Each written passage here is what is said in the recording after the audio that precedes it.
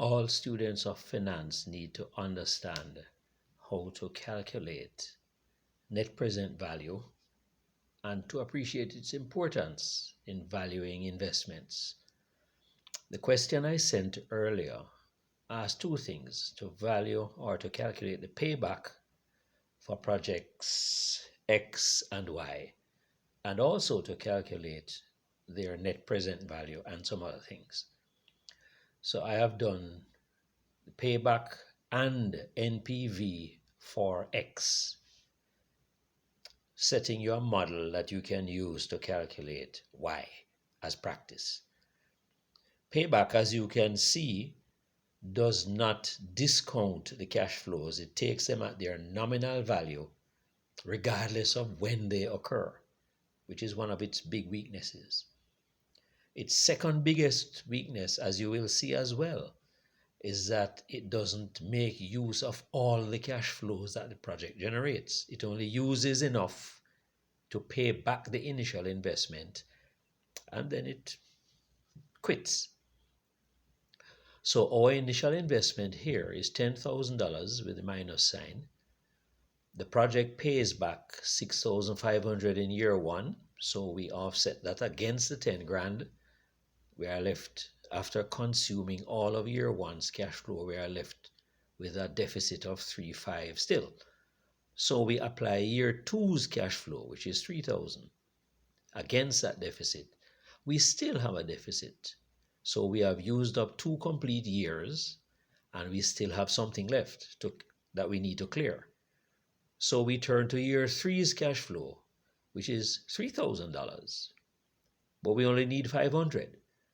So we express that need as a ratio. 500 out of 3,000 is basically 1/6. So it's 1/6 of a year, because the payback period gives its answer in time. So it takes 2 full years plus 1/6 of a year to pay back project X. So project X's payback period is 2 1/6 of a year. The net present value is an entirely different thing. First thing, it makes use of all the cash flows that the project generates. That's one.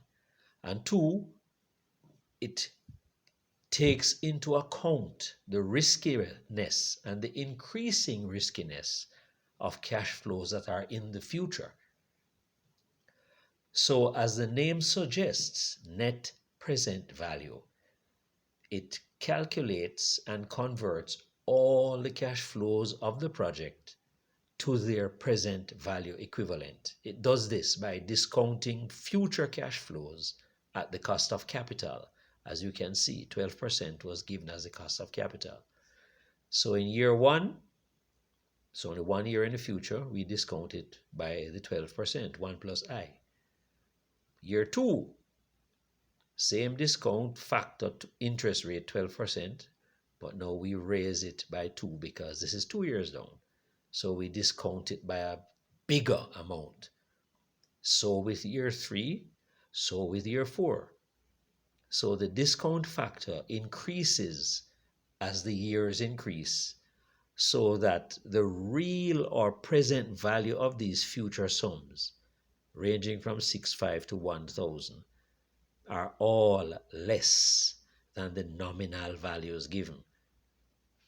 And so, in our NPV, the cash flow zero, this is what this is, zero, not O, is already a present value. That is the money we spend now to set up the project. So we don't discount it because it is already a present value.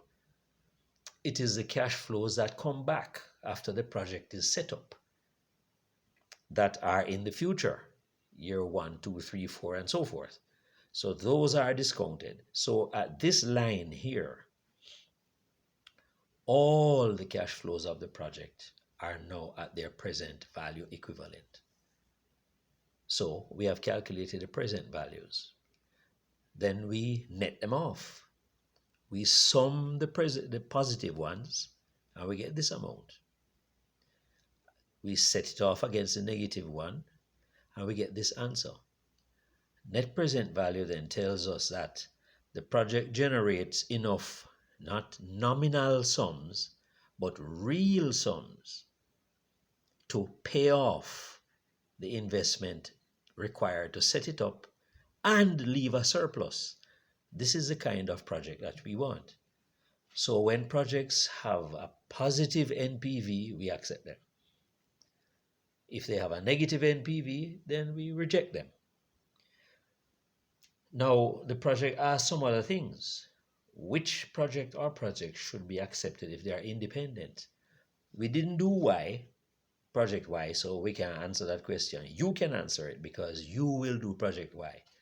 We don't use payback to determine whether a project is to be accepted or not. We use NPV. As long as the NPV is positive, the project is profitable and therefore acceptable. However, I notice the question introduces two concepts in B and C: independence and mutually exclusive. If they are independent, it means that the firm has sufficient resources, financial and managerial, to accept them all. So the only criterion is profitability for independence. So if the projects are independent, whether they be 2, 3, or 10, doesn't matter. If they are independent, as long as they are profitable, we will take all of them. However, if they are mutually exclusive, as that term would suggest, we are only going to take one of them. Usually, mutually exclusive conditions turn up where the firm is evaluating more than one solution to a particular problem, and they want simply the best one. And so we may well find that project Y in this case is also positive NPV, but we are only going to accept one if they are mutually exclusive. And so in the event for problem part C, if they are mutually exclusive, we take the one with the higher NPV. Simple. If they are independent, we take all as long as they have a positive NPV. Thank you.